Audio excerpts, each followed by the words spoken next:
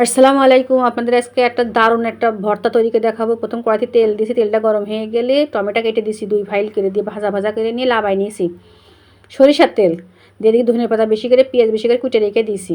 দিয়ে টমেটোগুলো তুলে নিয়েছি, নিয়ে এই যে দেখেন সজনের ফুল মানে খাড়ার ফুল ওই কড়াইতে দিয়ে দিয়েছি, একটু পানি দিয়ে দিয়েছি, একটু লবণ দিয়েছি, একটু হলুদ দিয়েছি, দিয়ে নাড়াচাড়া করে নিয়েছি। নিয়ে একদম দেখেন কতটুকু হয়ে গিয়েছে, যে শুকনো শুকনো করে নামাই নিয়েছি, অল্প একটু হয়ে গিয়েছে, যে শুকনো ঝাল কড়াইতে তেল দিয়ে একটু ভেজে নিয়েছি ভালোভাবে, দিয়ে নামাই নিয়েছি।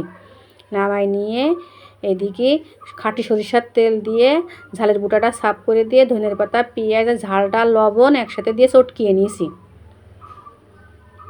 টমেটো পরে চটকাবো, এই যে আর ওই সাইডে আমি একটা টমেটো কেটে রাখিছি, তাই এই চটকাবো। এই ধনের পাতা এই যে ঝাল পেঁয়াজ চটকাই এই টমেটোর ভিতরে দেবো, দিয়ে মাখাই। এইভাবে আপনারা করে খেয়ে দেখেছেন?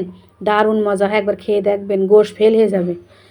দিয়ে থুয়ে দিছি এই সাইডে। এবার সহ আর সেই ফুলটা সহ, সজনের ফুলটা সহ চটকায় নিয়েছি, নিয়ে পিটিজে অল্প গেছে, ওই প্লেটে রেখে দিয়েছি। ওই প্লেটে আমি ভাত নিয়েছি, নিয়ে আসলে আপনাদের যে কী বলবো, এত মজা লেগেছে, এত মজা লেগেছে। খাতে এক প্লেট ভাত খাইছি, তাও মনে হচ্ছে আমার পেট ভরিনি।